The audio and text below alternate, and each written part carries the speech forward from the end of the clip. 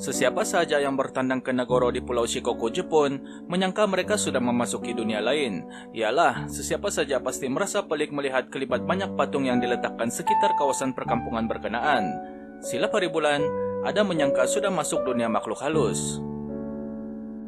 Hakikatnya, patung-patung ini sebenarnya mewakili penduduk-penduduk Nagoro yang telah tiada, atas banyak sebab seperti kembali ke negeri cacing, menyambung pelajaran atau mencari pekerjaan di kota-kota besar. Dari segi bilangan patung di Nagoro, patung jauh lebih banyak dengan kadar 10 patung bagi setiap seorang penduduk.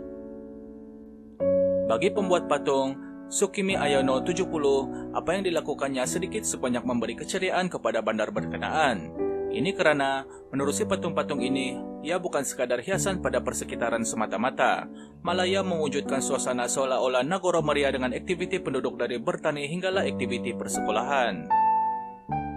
Di sebuah sekolah yang ditutup pada tahun 2012, patung-patung disusun dalam bilik darjah dengan sebahagian besar disusun sebagai pelajar, manakala satu lagi diletakkan sebagai guru. Pada papan putih, terdapat satu soalan pahit yang ditulis di situ. Kemana perginya orang hidup? Apa yang dialami Nagoro ialah refleksi kepada situasi yang dihadapi Jepun hari ini. Negara matahari terbit itu kini berdepan dengan isu penurunan kadar kelahiran bayi yang berpotensi menjejaskan kestabilan kadar populasi mereka dalam jangka masa panjang.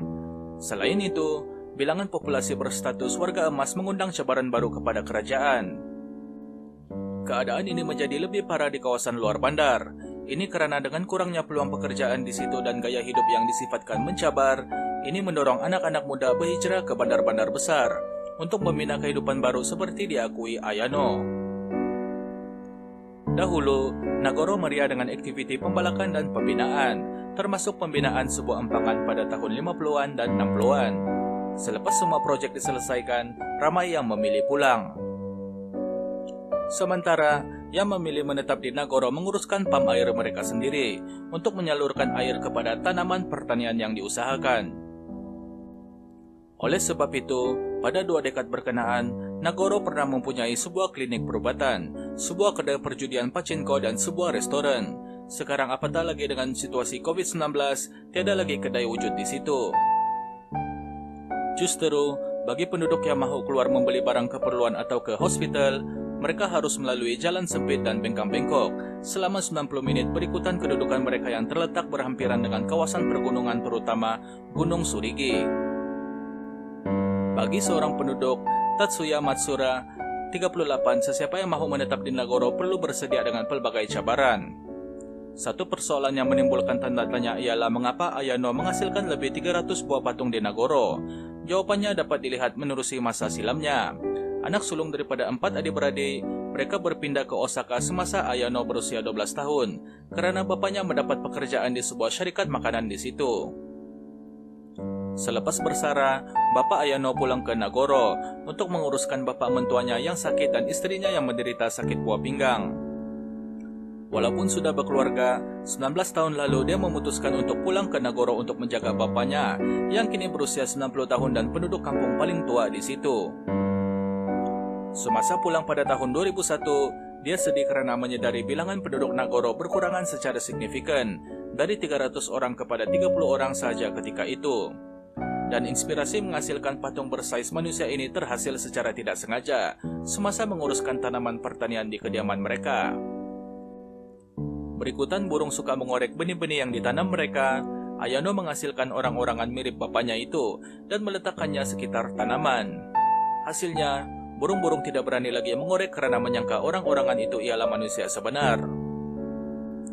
Ayano menambah, ia kelihatan seperti manusia dan bukan orang-orangan biasa, itu sebab ia menjadi.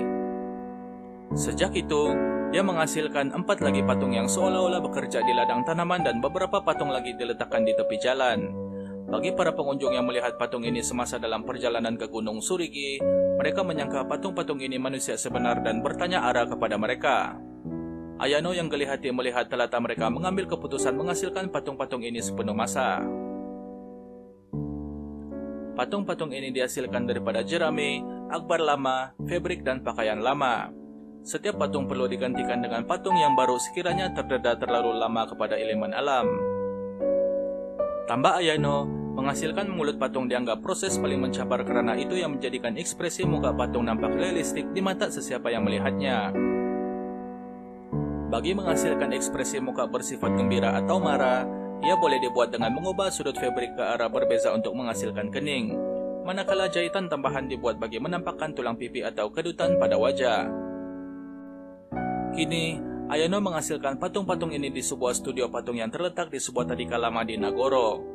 Kadang-kadang dia dijemput sebagai pengajar kelas membuat patung di bandar berhampiran atau kepada pengunjung yang melawat studionya. Disebabkan reputasinya sebagai pembuat patung, Ayano turut menerima tempahan patung dari seluruh negara. Salah seorang pelanggannya ialah seorang dokter yang memintanya menghasilkan 2 buah patung menyerupai istrinya yang kembali ke Balikpapan akibat kanser. Satu patung akan diletakkan di ruang tamu, dengan satu lagi diletakkan di dalam bilik tidur. Ayano sendiri meletakkan patung menyerupai neneknya di bagian belakang kereta dan memberitahu setiap kali dia memandu, dia tidak merasa sunyi. Berikutan populariti patung-patung ini, ia sedikit sebanyak meletakkan Nagoro sebagai salah satu destinasi perlancongan aneh di Jepun. Disebabkan label sebegitu, ia juga menjelaskan mengapa penduduk kampung kadang-kadang merasa marah dengan tanggapan sesetengah orang luar yang menganggap patung-patung sebegini sebagai tahyul semata-mata. Namun begitu, bagi sesetengah pelancong, patung-patung ini jugalah yang dilihat menceriakan suasana kampung berkenaan. Bagi seorang pelancong Poland yang melawat Nagoro, dia langsung tidak terganggu dengan image patung-patung Nagoro yang dikatakan menyeramkan. Sebaliknya, dia berkata, "Saya sendiri mau datang, ianya sesuatu yang menakjubkan. Saya tersenyum tanpa henti melihat tempat ini." Begitupun, dengan situasi penurunan kadar kelahiran dan pertambahan bilangan warga emas, kampung-kampung seperti Nagoro berdepan ancaman kepupusan. Untuk mengelak perkara ini berlaku, kerajaan meletakkan Nagoro sebagai sebahagian daripada beberapa perkampungan yang diletakkan di bawah pentadbiran Majelis Perbandaran Tempatan. Populasi warga emas mengikut kawasan baru ialah sebanyak 40%. Seperti Pekan dan kampung lain, Nagoro turut menawarkan pelbagai insentif untuk menarik anak-anak tempatan kembali ke situ, seperti subsidi penjagaan kanak-kanak dan diskon bil perubatan. Kerajaan juga turut menggabungkan beberapa sekolah kurang murid dan membelanjakan 8 juta US dollar yaitu Rm33 juta untuk pembinaan bangunan baru. Tetapi hanya 38 orang pelajar saja yang mendaftar di sekolah baru ini. Sekiranya tren sebegini berterusan, kampung-kampung seperti Nagoro akan pupus. Bagaimanapun, berikutan situasi pandemik COVID-19, wujud tren anak-anak kampung yang selama ini menetap di bandar mencari peluang untuk kembali karena mahu lari dari hiruk-pikuk kota dan menjalani kehidupan lebih sehat.